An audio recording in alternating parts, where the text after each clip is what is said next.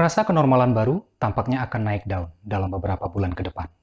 Frasa ini sendiri sebetulnya tampak cukup polos dan tak berdosa secara makna, mudah dipahami, dan tampaknya netral-netral saja, sampai saat konteks kita imbuhkan padanya. Konteks kenormalan baru dalam diskusi kita kali ini adalah juru bahasa, beserta seluk-beluk dan tindak tanduk ekosistem keprofesian yang mewadahinya. Dan kelihatannya, kenormalan baru bagi para juru bahasa punya kompleksitas yang perlu kita antisipasi bersama.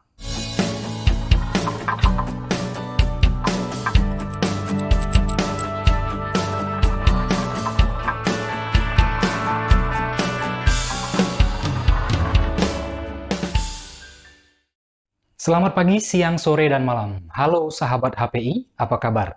Semoga tetap dalam keadaan sehat dan selamat. Saya Wahyu Ginting, Wakil Ketua Umum HPI dan penyiar Anda pada kesempatan kali ini. Untuk rekan-rekan yang baru pertama kali singgah di kanal YouTube HPI, selamat datang. Untuk rekan-rekan yang sudah menjadi pelanggan, saya ucapkan terima kasih atas dukungan Anda sekalian. Kanal YouTube HPI dibuat sebagai bagian dari upaya Badan Pengurus HPI untuk memproduksi dan mendistribusikan aneka konten bermanfaat dalam beragam format. Salah satunya video, yang tentu saja paling relevan disebarluaskan melalui platform populer seperti YouTube. Segmen ini kita namai Bincang-Bincang Profesi. Dan tajuknya akan menarik bagi rekan-rekan yang berprofesi atau juga berprofesi sebagai juru bahasa.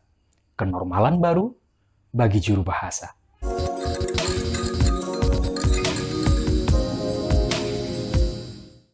Saya berkesempatan mewawancarai Ibu Inanti Pininta Kasihdiran, seorang juru bahasa, anggota HPI yang juga berperan sebagai anggota Komite Kompetensi dan Sertifikasi Asosiasi ini, Wakil Ketua 2 Perkumpulan Juru Bahasa Konferensi Indonesia, dan satu dari segelintir juru bahasa Indonesia yang meraih keanggotaan di Asosiasi Juru Bahasa Konferensi Internasional. Ibu Inanti adalah teman bicara yang tepat untuk pokok bahasan ini. Langsung saja, mari bicara tentang profesi kita.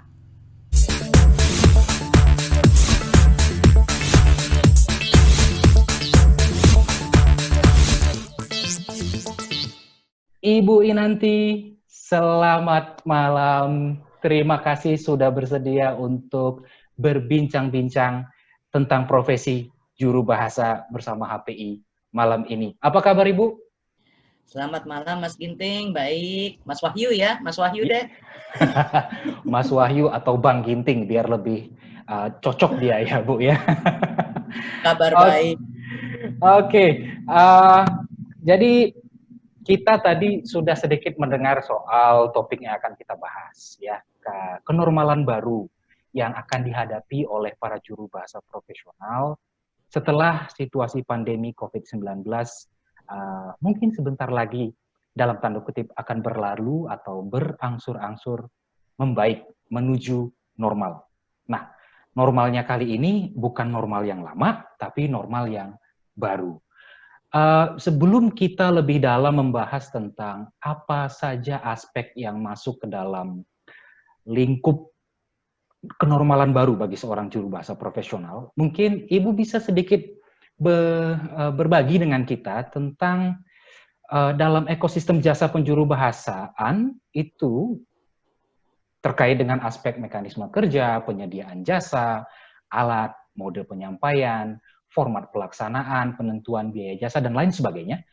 Apa saja yang sebelumnya dianggap normal, Bu? Sebelum kita masuk ke kenormalan baru, yang dulu dianggap normal, dianggap sebagai hal yang sudah mapan, dan dianggap sebagai standar praktik terbaik dalam industri penjuru bahasaan, dan juga praktiknya, itu apa saja, Bu? Begini, penjuru bahasaan itu adalah seperti penerjemahan, hanya saja bentuknya lisan. Itu yang pertama. Yang kedua, kalau dulu, ya sebetulnya tidak dulu sekali ya, pada saat masih tanda kutip normal, itu biasanya juru bahasa itu disewa dan datang ke satu tempat, ya tempat lokasi acara. Ya kita diminta oleh klien, ya siapapun kliennya itu, kita datang ke lokasi dan kita bekerja di lokasi. ya. Kita datang biasanya lebih pagi ya untuk cek sound, ya, audio input, audio output, ya, kemudian melihat lokasi apakah kita bisa melihat pembicaranya, ya, apakah suara pembicara masuk dengan baik dan sebagainya. Kemudian biasanya kita juga bekerja di dalam booth, ya. Bahasa Indonesia booth apa ya? Ruangan kotak ya, kotak ruang itu kecil, kedap suara, menggunakan konsol dan headset. Headset untuk mendengar floor dan konsol untuk mengatur suara yang masuk dan keluar. Kemudian kita biasanya dulu bekerja itu 1 hari penuh atau setengah hari. Itu perhitungannya. 1 hari penuh itu biasanya dihitung sekitar 8 jam dengan 6 jam booth time. Artinya kita dikontrak 8 jam, tapi kita kerja hanya 6 sampai 7 jam lah kalau di Indonesia ya, dengan makan siang 1 kali dan break biasanya kan, coffee break 2 kali. Baik, dan itu di lokasi. Kemudian kita juga biasanya dibantu oleh operator, ya, ada operator alat. Jadi kalau ada masalah, ada apa, ada operator yang membantu, terutama untuk konsol. Kita juga biasanya karena kita ada di lokasi, kita bisa merasakan situasi, kondisi, nuansa yang terjadi di dalam ruangan itu. Ya, bagaimana pembicara itu bicara, ya, olah tubuhnya, ya, kemudian mungkin ekspresi mukanya, kita bisa lihat itu semua. Ya, dengan jelas lah kita ada di situ. Dan suasananya kita dapat.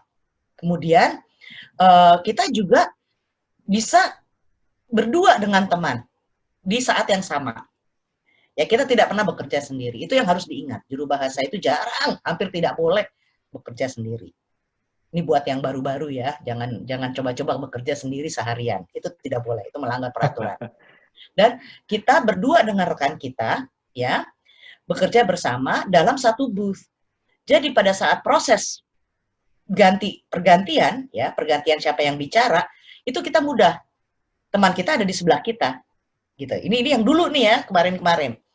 Sehingga mudah lah, ya, udah 15 menit, 30 menit kita gantian, orangnya ada di sebelah. So no problem. Tapi masalahnya adalah itu semua sudah tidak ada sekarang. Hampir semua konferensi itu dibatalkan. Atau ada yang karena mungkin tidak mau membayar cancellation fee ya. Itu mereka bilang ditunda. Ya, ditunda sampai kapan entah. Ya. Jadi hampir tidak ada itu semua lagi. Tidak ada lagi yang dilaksanakan secara langsung seperti dulu, baik itu konferensi ataupun seminar ataupun pelatihan. Semua sekarang sudah berubah. Nah, yang dulu kita tuh enak ya, datang ke satu tempat, ya kita bisa bekerja di situ nyaman, di dalam booth, kedap suara, kita bisa melihat situasi, suasana. Sekarang sudah tidak ada lagi. Dalam hal pembayaran pun tadi ditanyakan ya, di salah satunya itu adalah bagaimana dengan pembayaran. Pembayarannya pun dulu adalah hitungannya setengah hari, ya biasanya 4 jam dengan 3 jam booth time, atau 1 hari penuh. Ya, itu bayarannya dulu. Ya, dan itu jarang sekali kita dihitung per jam. Oh, malah jarang ya Bu ya untuk per jam ya? Biasanya per hari. Belum lagi kalau kita keluar kota kan biasanya itu enak ya, kita bisa jalan-jalan gitu sekalian ya. Tapi kita biasanya nggak punya waktu untuk jalan-jalan karena kita belajar, kita kerja ya. Kita datang 1 hari sebelumnya, kita belajar. Kemudian belajar itu bukan sistem SKS ya yang apa kebut semalam itu, ya sistem semalam. Tapi kita datang ke situ, kita cari ruangannya, kita cari tahu informasi tambahan lainnya dan sebagainya. Kita biasanya juga diberi transportasi, akomodasi, dan sebagainya macamnya. Nah, itu semua sekarang hilang. Ya. Bahkan secara pribadi pun ada beberapa job saya yang sampai sekarang belum jelas. Tapi tidak apa-apa lah, saya tidak masalah. Ya. Kita profesional saja, kita ngerti ini situasinya berubah. Nah, itu semua sekarang sudah tidak ada. Gitu, ya. Itu zaman dulu. Baik, jadi dari bilik juru bahasa, kehadiran di lokasi acara, bisa melihat unsur-unsur luar linguistik, misalnya bahasa tubuh, raut muka, dan juga suasana ruang dan forum yang sedang terbangun. Ada rekan kerja, Karena ya. gini, orang berpikir ya penjuru bahasaan itu eh, hampir sama lah dengan penerjemahan. Kita berbeda karena kita sifatnya langsung, ya apalagi Mhm. kalau simultan. Kita itu tidak menyampaikan kata, kita tidak sekedar mengolah kata ke kata ke kata ke kata. Kita harus melihatnya sebagai satu kesatuan pesan kan. Ya, Nah, kesatuan pesan ini baru bisa kita dapat dengan lengkap kalau kita ada di lokasi. benar Kita sekali. bisa melihat raut mukanya, apakah dia kesal, tanpa mengatakan saya kesal, Iya. gitu. Betul kan? Atau dia bosan. Kita bisa Hmm. melihat juga situasi apakah orang-orang itu mendengarkan kita atau tidak. Gitu. Apakah yang kita Hmm. sampaikan itu bisa diterima atau tidak oleh pendengar.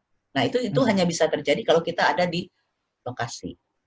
Oke. Nah, yang kemudian kita anggap bahwa itu berganti. Ibu tadi menggunakan istilah sekarang itu tidak ada lagi, gitu ya.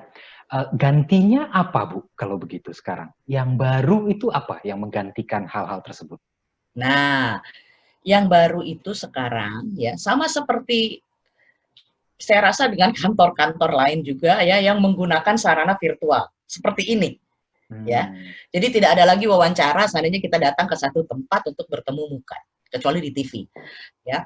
Tapi sama seperti kantor-kantor lain yang mengadakan rapat secara virtual, penjuru bahasaan pun menuju ke arah yang sama. Karena sebagian besar pertemuan, ya baik itu seminar, baik yang sekarang disebut webinar ya, kemudian baik itu rapat, baik itu konferensi, ada kan, mesti ada konferensi ya pertemuan-pertemuan seperti kemarin Presiden dengan G20 yang dilaksanakan secara virtual, itu pun Hmm. ada juru bahasanya dan juru bahasanya harus bisa mengikuti tren itu dan bekerja secara virtual. Yang Oke. disebut dengan istilah saat ini adalah RSI atau Remote Simultaneous Interpreting. Nah, di AIK kita sekarang sedang membahas apakah bisa mengubah itu menjadi uh, distance conference interpreting. Ya, Ah. DCI. Karena bukan hanya sekedar simultan, karena ada juga yang konsekutif gitu. Oh, RSI kan hanya simultan. Ini ada beberapa betul. konsekutif pun sekarang banyak yang dilakukan secara virtual. Nah, Hmm. ini yang jadi susah sekarang. Ya, Hmm. kenapa? Karena ini adalah suatu yang sangat baru. Ya, pada Baik. saat pertama kali dilaksanakan banyak juru bahasa yang terkejut. Ya, kita terkejut. Bagaimana caranya? Ya, Oke. kenapa? Karena tiba-tiba kita tuh dihadapkan pada uh, begitu banyak platform. Mhm. Ya, ada yang pakai Zoom. Ya, Ya. interpret pakai Zoom ada. Seperti sekarang. Kemudian ada lagi platform yang namanya Interprofy, yang khusus untuk interpreting. Kemudian ada Kudos, ada Webex, dan banyak Hmm. lagi. Ya, Hmm. nah kita kan bingung, kita nggak kenal nih semua. Ya, jujur, pertama kali saya mendengar ini semua yang saya tahu cuma Zoom. Ah. Ya kan pasti semua orang juga taunya Zoom, gitu. Tapi ternyata ada banyak yang lain dan kita sebagai juru bahasa ya harus adaptif. Kita harus mulai bisa mengenali platform-platform ini gitu ya. Dan platform ini macam-macam dan sistemnya berbeda-beda gitu. Jadi Zoom berbeda dengan Interprofy, Interprofy berbeda dengan Kudos ya. Mhm. Dan kita harus paham itu semua. Dan yang kedua adalah bahwa uh, kita membutuhkan perangkat tambahan Baik. ya. Contohnya gini, untuk menggunakan katakanlah Interprofy yang paling ini ya, itu paling mahal. Itu biasanya Hmm. paling mahal. Biasanya itu yang menggunakan itu kan yang menentukan dari klien. Klien bilang kita pakai Interprofy. Tapi ternyata untuk pakai Interprofy, kita harus punya laptop dengan spesifikasi tertentu. Ya, itu satu. Oh. Hohoho. Kedua, kita harus punya mikrofon dengan spesifikasi tertentu. Terus Mhm. headset dengan spesifikasi tertentu. Ya, itu aja biayanya tidak murah. Belum lagi Nah. ditambah kita tidak boleh pakai WiFi. Jadi kita harus punya kabel yang kita sambung ke router, katanya Ya, untuk supaya koneksinya stabil, ya. benar. Dan itu Ya. butuh biaya. Itu butuh biaya tentunya. Kemudian dari segi itu semua, ya, dengan Zoom maupun Interprovide dan Kudos dan lainnya, kita tidak bisa bekerja dari satu laptop saja. Kita butuh lebih dari satu, ya. Biasanya satu untuk kita pakai untuk mendengar pembicara, Aha. kemudian yang kedua kita pakai untuk output kita bicara. Ya. Ah, oke. Jadi itu aja sudah dua. Belum lagi nih, ya, ditambah lagi ini kesulitan-kesulitannya. Kita dan mitra kita, partner kita, itu tidak dalam satu lokasi. Mhm. Kita kan tidak boleh nih, kita kan sekarang lagi apa istilahnya tuh, jaga jarak ya, kita kan ya. Benar. Ya. Jadi kita di rumah, partner kita di rumahnya. Nah, kesulitan dengan semua platform ini adalah bagaimana kita menghubungi teman kita. Jadi kadang-kadang kita harus pakai gawai ketiga. Gawai ketiga itu bisa handphone, bisa apa, untuk kita bicara dengan teman kita gantian, gitu. Iya. Karena yang satu yang pasti kita tidak tahu gitu. Kalau kita mau dengar teman kita selesai sampai bicara, tambah gawai keempat. Astaga. Ya. Kemudian, nah ini benar, dan ini yang jadi masalah saat ini. Kemudian pelatihan seperti untuk Interprova itu tidak murah. Kita harus dilatih dulu. Ya. Tapi biasanya yang bayar adalah klien. Tapi tetap aja kita harus dilatih dulu bagaimana menggunakan konsol, mana mic-nya, mana kita dengar, mana kita switch. Ya. Belum lagi nanti masalahnya adalah dalam hal relay. Relay itu kalau dalam suatu konferensi besar biasanya ada beberapa bahasa. Nah, secara virtual itu belum ada bahasa Indonesia, bayangkan. Ya, di Zoom tidak ada, Interprovide tidak ada, itu tidak ada. Biasanya kita tuh nebeng ke Prancis, nebeng ke Korea gitu kan. Jadi ada di situ Korea tapi bahasa Indonesia. Nah, jadi itu kesulitan-kesulitannya ya. Belum lagi nanti kita bicara soal apa namanya? Waktunya. Ya. Ini harus kita biasakan. Kenapa saya bicara waktu? Perbedaan waktu. Ah, benar. Ya kan? Itu bisa-bisa kita kerja jam 4 pagi loh. Karena di sana jam 4 sore. Iya, iya, iya. Jadi di Indonesia ini mata kita sembab, ngantuk. Tapi kita tidak boleh ngantuk. Itu yang ada sekarang. Itu. Ya. Nah, ini semua ditambah lagi tidak ada operator. Jadi kitalah yang jadi operator. Kita yang harus paham. Ya, bagaimana menjalankan ini. Ini kan masalahnya adalah ya mungkin yang muda-muda yang biasa dengan laptop seperti Mas Wahyu atau Bang Ginting ini, ya. Mas Wahyu, Bang Ginting ini kan masih muda. Ya, mungkin memainkan 2-3 laptop sekaligus itu tidak masalah. Nah, bagi yang sudah berumur itu kita kadang-kadang satu aja susah. Ya, itu yang harus dibiasakan. Terus ditambah lagi, kita nih kerja dari rumah. Ya, kita kerja dari rumah. Sementara dibutuhkan ruangan yang hening. Coba cari di rumah. Susah kan? Tidak ada booth, tidak ada bilik. Kita di rumah, pasti suara anak-anak. Belum lagi kalau seandainya seperti saya punya peliharaan kucing ya, suara kucing.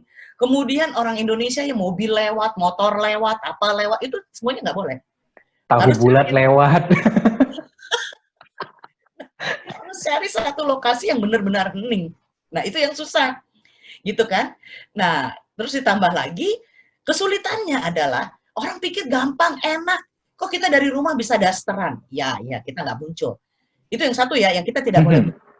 Ingat, itu banyak, ada beberapa juru bahasa yang saya tahu, senang sekali kalau wajahnya muncul. Padahal peraturannya adalah wajah kita tidak boleh muncul. Jadi berdaster, berpiyama, bersarung, orang nggak tahu, tapi yang penting wajah kita tidak muncul. Dan nama kita tidak muncul. Biasanya ditulis interpreter Indonesia gitu. Kita harus ganti itu tulisannya, ya. Nah, yang jadi masalah dan ini orang tidak mengerti adalah suara, input. Ya, kita sudah pakai ini peralatan yang terbaik. Kita pakai headset yang paling canggih ya, paling mahal katakanlah. tapi pembicara di depan tidak menggunakan mikrofon. Dia hanya menggunakan Ah, mikrofon komputer seperti saat ini. Pada saat kita dengar, kadang-kadang tidak lengkap. Belum lagi koneksi dari si pembicara yang mungkin, contohnya adalah, mungkin dia ada di Fiji, gitu katakanlah ya, yang mungkin koneksinya tidak bagus, katakanlah, ya itu di tengah-tengah Pasifik sana. Mungkin bahasanya blebeb-blebeb, klek-klek-klek, ya iya. kan? Nah, itu harus kita bisa antisipasi. Nah, kita harus belajar untuk mengatakan, saya tidak bisa dengar. Ah, Kita tidak boleh memaksakan dan memaksakan diri berusaha memahami dan akhirnya kita mengarang bebas gitu kan nggak boleh.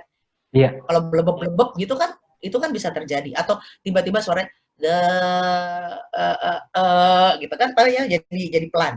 Itu karena koneksi yang buruk Ah, atau pembicara yang sudah koneksinya buruk, aksennya buruk lagi.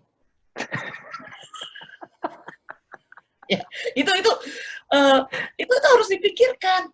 Itu harus dipikirkan semua, ya. Dan kita sebagai juru bahasa yang biasanya berada di lokasi dan bisa melihat pesan secara utuh dari segi semua ya, ekspresi wajah, olah tubuh.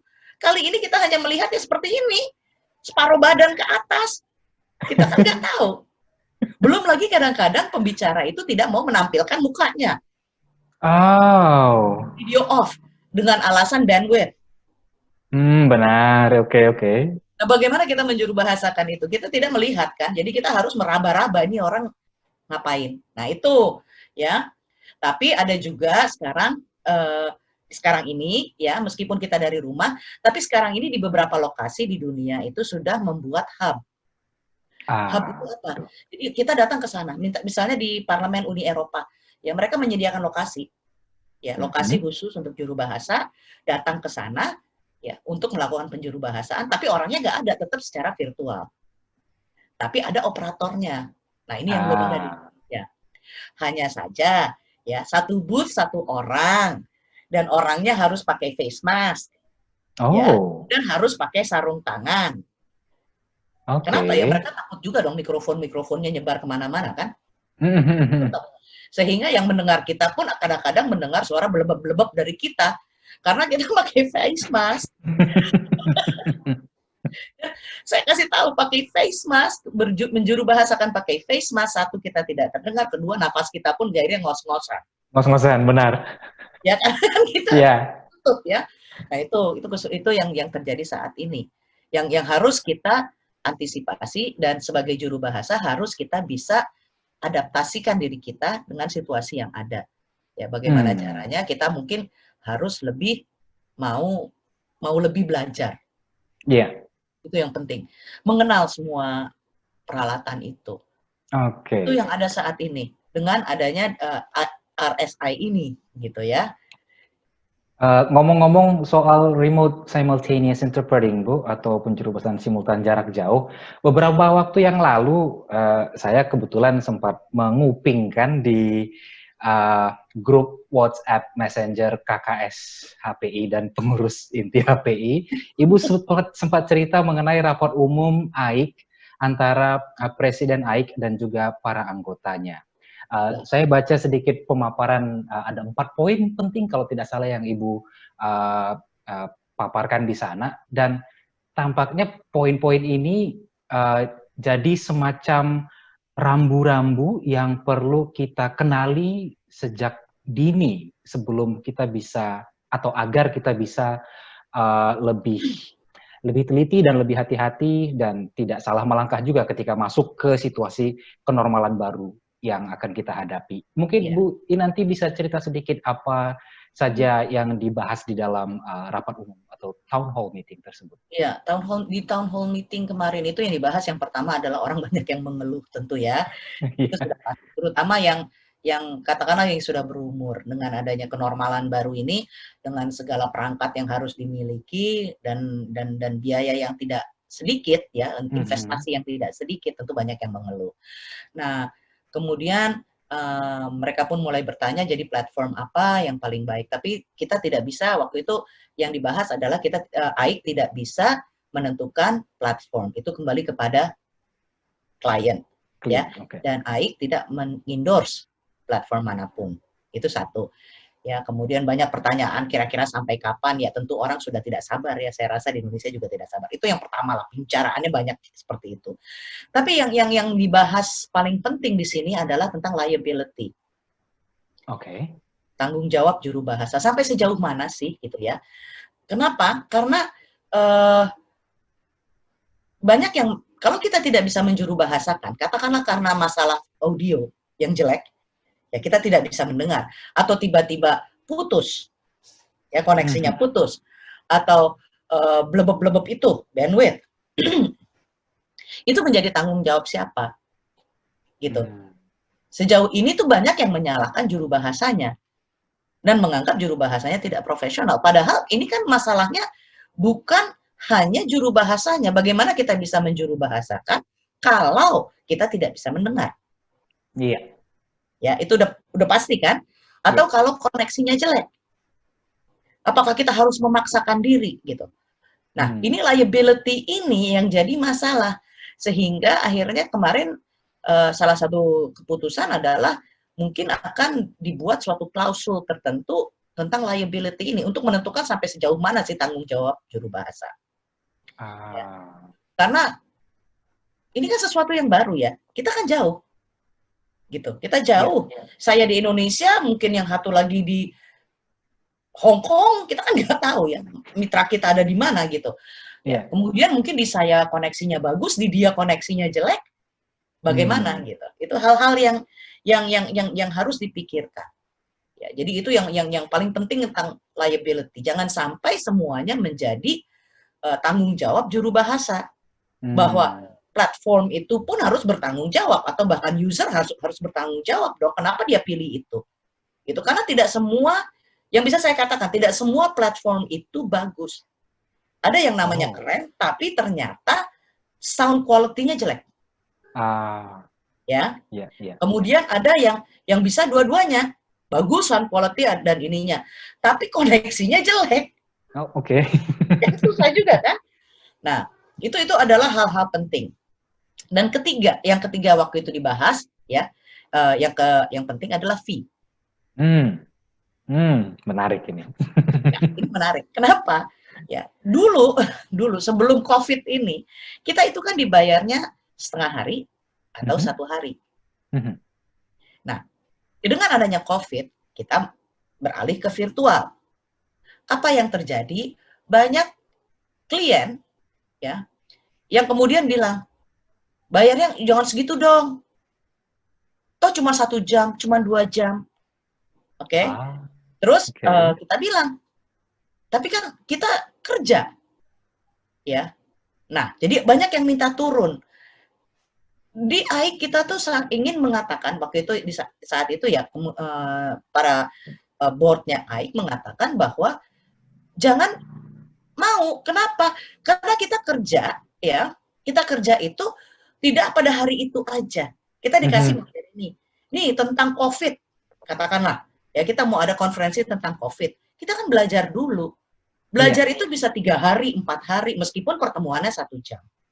Betul. Kemudian perangkat yang kita sudah investasikan itu tidak murah. Kita bekerja sendiri tanpa operator. Kita bekerja menggunakan sarana yang kadang membuat kita bebannya lebih berat. Ya. Jadi fee itu jangan sampai kita mau dibayar murah. Ya, kalau bisa samakan, atau kalau mau turun sedikit. Karena kebanyakan dari mereka kan mengatakan, kan dari rumah, nggak perlu transportasi, nggak perlu dandan, nggak perlu ini. Iya, tapi kita ini bekerja secara profesional. Kita kan datang ke suatu lokasi dulu itu bukan hanya sekadar biar tampil cantik, menarik, dan sebagainya kan. Yang kita jual adalah hasil penjuru bahasaan kita, bukan penampilan kita. Benar sekali, iya. Itu. Jadi, itu yang penting. Kita jangan mau dibayar murah. Apalagi nih sekarang ini, saya kasih tahu aja, ya, banyak agensi, ya, bukan hanya di Indonesia, di seluruh dunia, yang memanfaatkan situasi ini untuk menggunakan juru bahasa dengan biaya yang murah. Bahkan ada hitungan sekian sen per menit. Sen loh. Bayangkan, kalau seandainya dia kasih 25 sen per menit untuk 1 jam, ya dikalikan aja, itu cuma berapa? Iya, iya, iya. Dan herannya ada aja yang mau.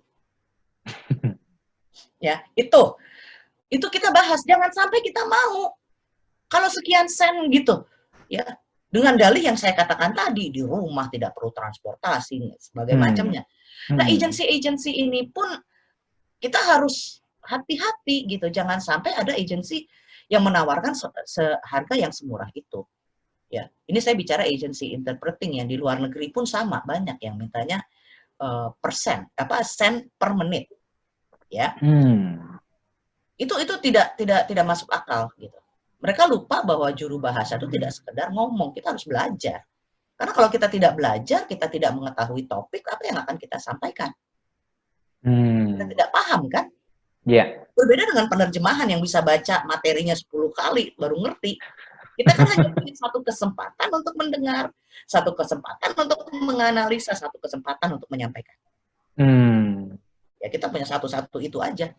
Nah, fee ini memang kita biasanya tidak lebih dari 2 jam. Ya, tidak lebih dari 2 jam. Hampir tidak ada yang 1 hari penuh deh. Hampir tidak ada. Biasanya 2 jam paling top ya. Mungkin 3 jam karena Zoom bisa sampai 3 jam. Beberapa tergantung berapa jumlah pesertanya kan. Iya.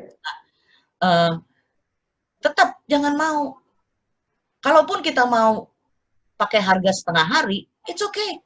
Harga setengah hari yang kita tawarkan. Tapi jangan mau per menit dengan harga sekian sen.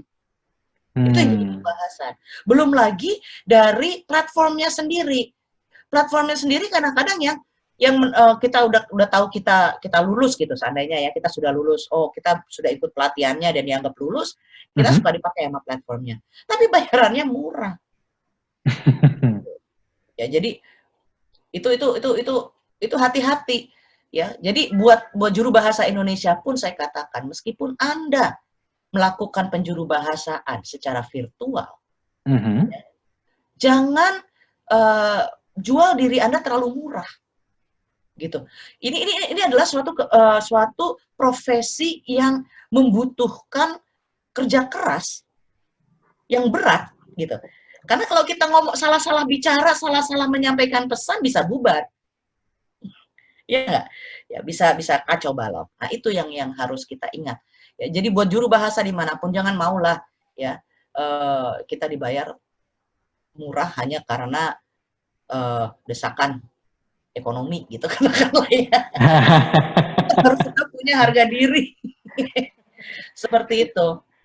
Terus yang satu lagi adalah masalah acoustic shock. Ya, acoustic shock itu yang dibahas di AI kemarin. Kenapa? Kita saja nih aset kita kan pendengaran juru bahasa ya. Kalau pendengaran kita bermasalah, kita tentu tidak akan bisa jadi juru bahasa lagi. Nah, dengan suasana normal dulu, kita pun sudah punya masalah. Dalam arti kata, kadang-kadang meskipun ada operator, peralatannya kurang bagus sehingga kadang-kadang ada suara kecil. Ya. Dan itu bisa mengganggu. Ada yang bilang nggak apa-apa. Tapi kalau kita seharian mendengar suara kecil itu ya, statik itu akan bermasalah nantinya. Nah, itu saja sudah masalah. Sekarang ditambah dengan virtual, dengan suara nih tiba-tiba gitu, dan telinga kita tuh dipaksa. Nah, acoustic shock ini menjadi masalah besar pada saat RSI ini.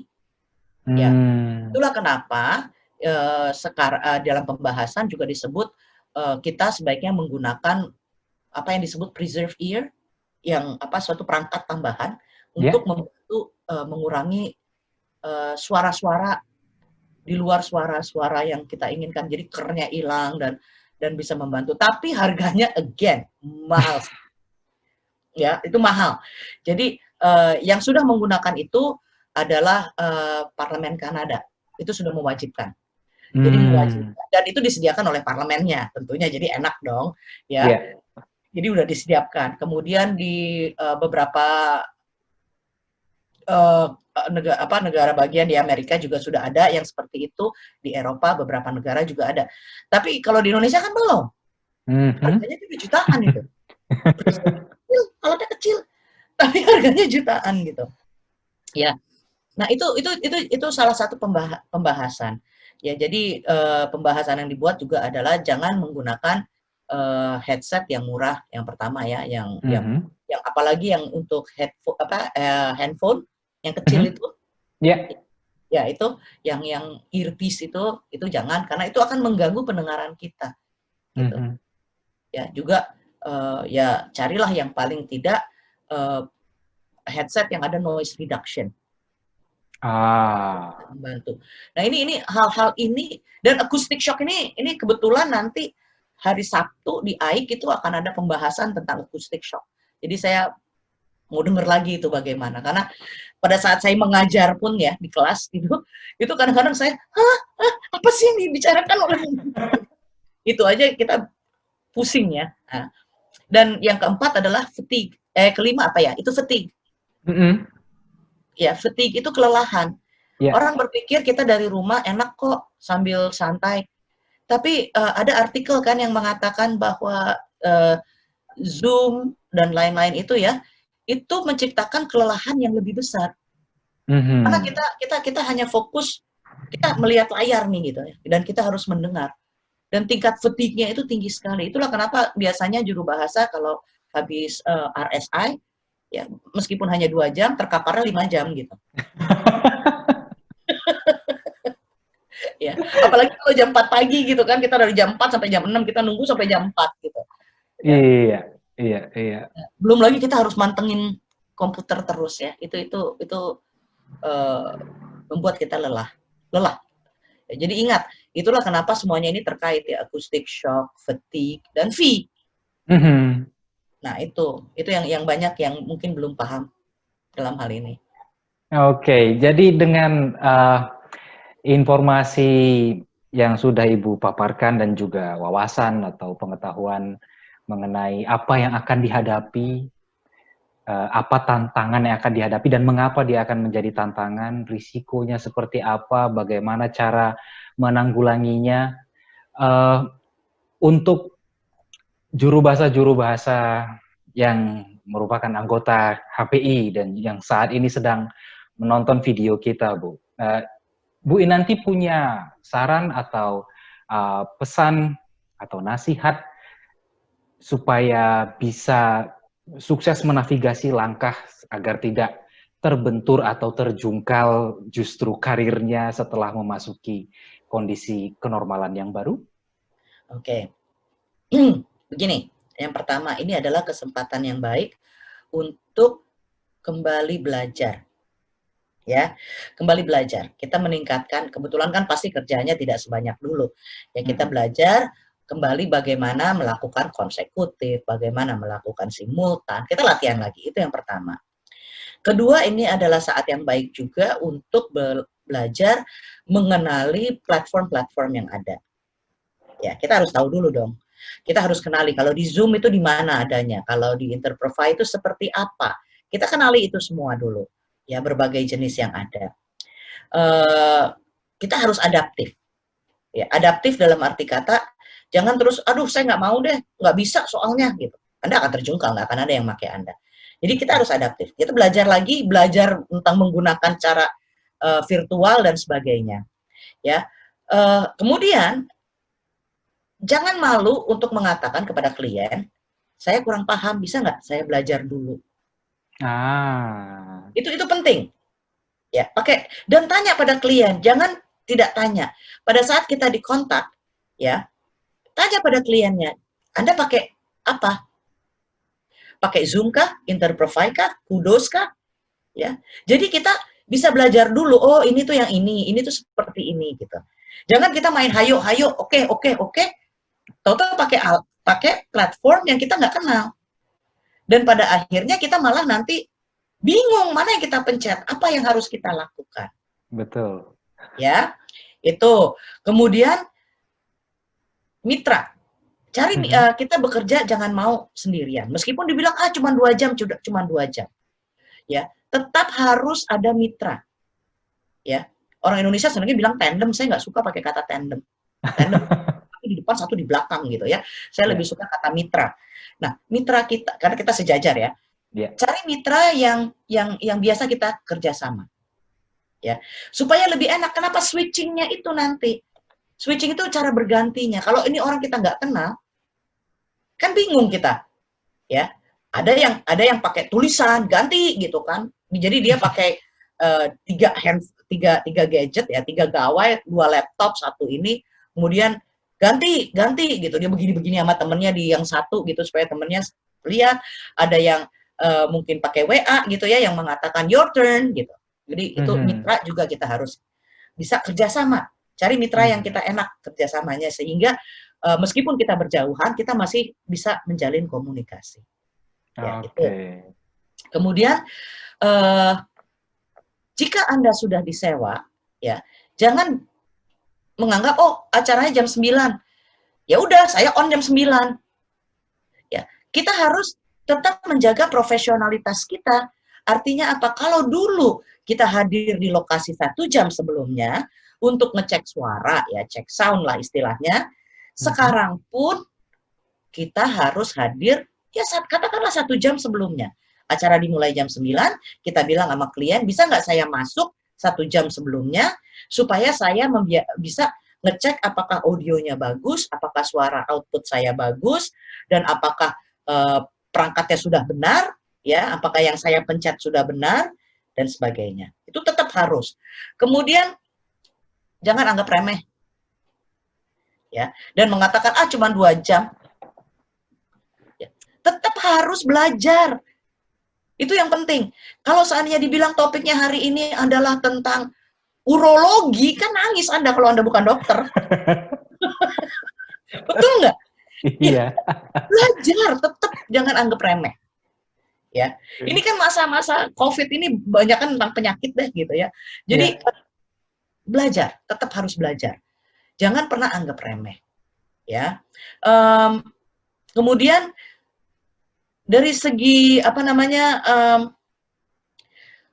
waktu. Kalau dia bilang 2 jam, ya kita anggap setengah hari. Kalau kurang dari 2 jam ya tetap aja setengah hari gitu untuk pembayarannya. Jangan sampai kita anggap tapi kita kurangin gini-gini. Nah, itu kan biasa orang Indonesia apalagi ya. Jadi enggak. Ya, kita punya rate yang sudah kita tentukan. Ya, saya tidak akan mengatakan rate-nya berapa, itu terserah Anda. Ada setengah hari berapa ya, itu tergantung Anda lah ya. Tapi jangan mau dibayar per menit gitu. Sekian sen atau sekian rupiah gitu. Kemudian yang paling penting lagi adalah ya itu tadi saya katakan, jangan mau kerja sendiri karena fatigue levelnya itu tinggi sekali. Ya, fatigue levelnya itu tinggi sekali. Dan jangan munculkan wajah kita meskipun kita ingin tampil gitu ya. Jangan. Itu no ya. Kita sudah diberitahu, bahkan profile picture pun harus hilang. Jadi nggak ada wajah kita sama sekali. Ya, itu penting. Ya, jadi berlatih dan belajar. Jangan juga seenak-enaknya dan anggap remeh karena hanya 2 jam. 2 jam, cincai lah gitu. Cincai, tapi begitu ngomongnya urologi atau ngomong sesuatu yang berat-berat yang kita nggak tahu, ya kita nangis bombay juga kan. Jadi belajar, kemudian tetap profesional, hadir sebelum acara mulai. Hadir di sini kan bukan di lokasi ya, tapi itu sudah on. Mintalah kepada klien, ya itu sudah penting. Dan tetap menjaga profesionalitas kita. Gitu. Jangan bekerja asal-asalan. Karena yang kemarin dibahas di AIK juga adalah banyak dari yang juru bahasa yang mau dibayar sekian sen per menit, yang hasilnya kualitasnya tidak bagus. Jadi kita harus menjaga kualitas kita, gitu.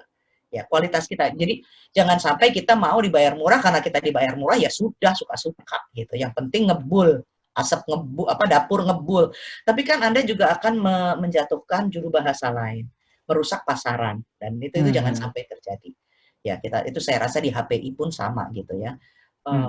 Jangan sampai karena sedang COVID ya semuanya yang biasanya sekian puluh ribu, sekian ratus ribu per sekian kata, tiba-tiba mau deh sekian ratus perak gitu kan, nggak mau kan?